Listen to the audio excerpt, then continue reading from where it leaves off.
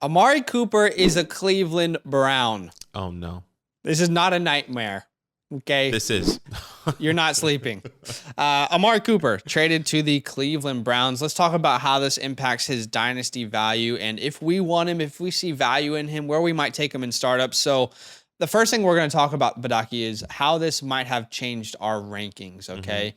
Obviously, rankings are fluid. They're going to continually change with the draft, with free agency, with trades. Agreed. So Amari Cooper, how did he go up or down in your rankings after this move? Oh, he definitely went down after this move. I mean, this is the worst landing spot you can go to with a quarterback with wide receivers that haven't been fantasy relevant, I feel like, in a long time. And Amari's going there, okay? Yep. So he was my wide receiver 30, down to my wide receiver 36 now. It is terrible for Amari Cooper. And if you watch our buy or sell series, I said there's two options. You either have to sell or hold. Selling, get any value that you can before he got traded, or hold, hoping that he goes to a decent team with a decent quarterback. And if you hold and held, I am sorry for that, because that is terrible. This is the worst, I feel like, opportunity and place that he can go. But there is upside. Yeah. There is upside. Yeah, I agree. Well, I'll just quickly say as well, it's hard to think of a worse landing spot for a dynasty wide receiver, right? Just quickly, he was my wide receiver 30. He's now my wide receiver 34. Okay. So I moved him down, but not to 36. I think you had 36, right? I have 34. 36, yeah. So we're relatively close. Here's my thing, though, right? He wasn't a priority in Dallas. He wasn't. We saw that. He was getting paid like he was a wide receiver 1, but he wasn't getting wide receiver 1 target share. If you look at targets per game in 2021 over there, CeeDee Lamb, 7.5 targets per game. Amari Cooper, 6.9. Michael Gallup, 6.9. Dalton Schultz, 6.1. So I don't feel like Amari Cooper he was in a very good offense, but he wasn't being force-fed targets anymore. So now he goes to Cleveland, and he will be force-fed targets, right? I mean, who else is there? OBJ is gone. Jarvis Landry was just cut. We thought he was going to be released, and it finally happened. So, as much as it hurts him because he's going to Baker, I still see opportunity here. And now I said before, it's a buy low. It's an even bigger buy low at this point. Like I think you could be sending as low as like a 3rd-round pick. For the Amari Cooper owner. Agreed. And if you're a win now team, what's the risk? You know the talent. We've seen the production. It's obviously rough, but purely based off of the volume that he's going to get and the talent he is as a wide receiver, it's at least intriguing to me. That's why I didn't move him into the 40s. Yeah. Okay. You know, he's relatively still young. What was he, 28 years old? Yeah. 27, 28.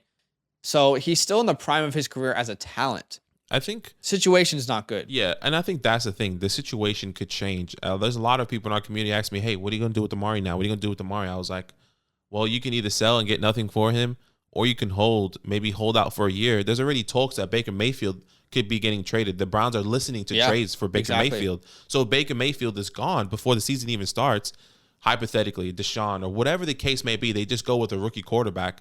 The expectation and the hope is that Baker Mayfield was the problem. You know, he can't make these guys fantasy relevant. So then somebody else comes in, somebody new, and then Amari Cooper has a whole brand new value. You know, with you have to also think as well. So Baker Mayfield's on his couch watching everyone talk about how OBJ wasn't the problem. That has to do something up here, right? No doubt about it. In your mind, you have to be like, okay, I have to change something. Now, Amari Cooper's coming in. I have 1 year left. If Baker's the guy, I have 1 year left to show him a starter in this league. What can I do to show that Amari Cooper and I can succeed together? I can make a wide receiver relevant. So, if anything, there has to be a mindset change, right? So, and the last thing, a couple of things I wanted to talk about is there's literally no one else on this team, okay? Like I said, OBJ is gone. Jarvis is gone. Rashad Higgins is a free agent. Those were their top 3, guys in target share. There's 168 vacated targets. 168 from all 3 of those players. All right. So let's look at targets and fantasy relevancy for Amari Cooper. Okay. I wanted to see, is there a connection here between the amount of targets that he gets and if he's relevant in fantasy? Obviously, team situation is going to be different, but just come on a ride with me, okay? Right. In 2021, he had 6.9 targets per game. Finished as a wide receiver 27. In 2020, 8.1 targets per game. So over a full target extra per game. Finished as a wide receiver 15. In 2019, this is again before CeeDee Lamb was there, 7.4 targets per game, and he finishes a top 10 wide receiver. So can he survive? This is the question I'm asking myself now. Can he survive on the target share? Because let's be honest, I do think we're going to see there will be a top 12 week from Amari Cooper this year. I'm just going to say that. There will be a top 12 week, at least one. I agree. But that doesn't mean that it's going to be consistent enough to rely on him as a starting option in your lineups. I think that's the problem. Issue. And I think that's a problem. You know, do you want to bank on that? Do you want to take the chance on that? Do you want to get him in the late rounds or trade for him for no value and then hope that something happens and changes? Worst case scenario, Baker Mayfield has a great season. They hypothetically go to the playoffs, which I doubt, and then he gets an extension. That's terrible for Amari Cooper. That's terrible for anyone else on this team. Is that worst case? If Baker's playing at his best and then they extend it, they figure it out. That's not worst case. Worst case scenario is they went to the Baker playoffs Mayfield and nobody is was exactly relevant. who he was, and then they re-sign him. That's the worst case scenario. Maybe. Look, another thing is that this team is not a pass heavy, and the thought process is that maybe they need to change that. This is a run first team. Nick Chubb and Kareem Hunt is in the backfield. That's what runs their team. The run game and this defense. The pass game has been non-existent for, it feels like, a long time. Baker Mayfield has had glimpses of greatness and whatever the case may be, of good throws, opportunities to make somebody fantasy relevant. But the inconsistencies is where I, once again, want to risk aversion. Amari Cooper, I mean, I don't know if he's ever going to get to that point to be a top 15 wide receiver with Baker Mayfield. With somebody else, sure. I don't think on a year, no. I don't think on a year he has that upside, but I think he will have top 15 weeks in Cleveland. It's just maybe it won't be consistent, but at the same time, the target share, I keep looking at that and thinking, man, even in Oakland, right? Like, not the best quarterback. Derek Carr is definitely better than Baker Mayfield. Right. But Baker could develop into Derek Carr. You know what I'm trying to say? Like, there's a possibility for there to be relevancy here. And again, if I'm a win now team, I'm looking at a 3rd round pick, send it to whoever has Amari Cooper. What's the harm? Gosh. Like, you accept or you decline. My goodness. Yeah. You know what I'm saying? If I accept, I have potentially a flex, maybe for the next couple of years. And that's a big drop for everyone that is wondering. You know, I sold Amari Cooper before this trade during the whole talk about the Cowboys, saying that, you know what, I'm going to trade him away, and I got a 1st. Now you're saying a 3rd.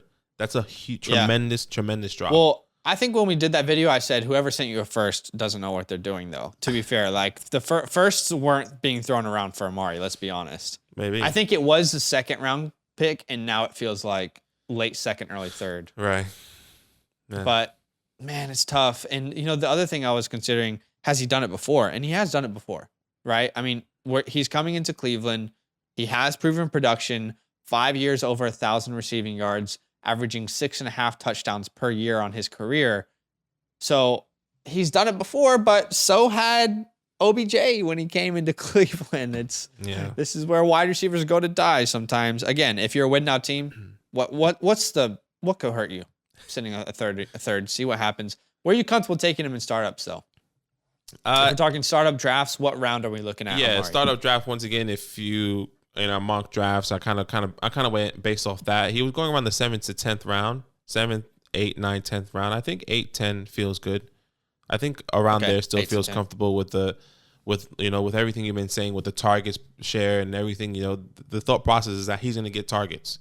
He's going to get the majority of the targets. So I think that still feels okay. I'm really curious if the Browns still go wide receiver in the draft. I'm scared about because, that. Well, it's hard to say because that could. Yeah, right. I mean, if Garrett Wilson's on the board, it makes sense for them to pair him with Cooper. Do they bring in somebody else? It's hard to say else? What's going to happen. Do they bring in a Juju, which I doubt? Do they bring in because Juju? No way Juju wants to go there. Do they bring in? I don't think they're going to be able. Yeah, they're not going to be able to sign a wide receiver in free agency. That's relevant. No one wants to be there. That's why the Browns traded for that contract, for Amari's contract, because no one else was going to do it, and they knew no one else was going to come to Cleveland. So it's got to be through the draft. Imagine. Hey, guys, we just need to get this guy right now. No one's coming. Please. Literally. Let's be honest, though. They were looking at their situation saying, No one wants to play here. We have to go trade for someone who has no choice, right?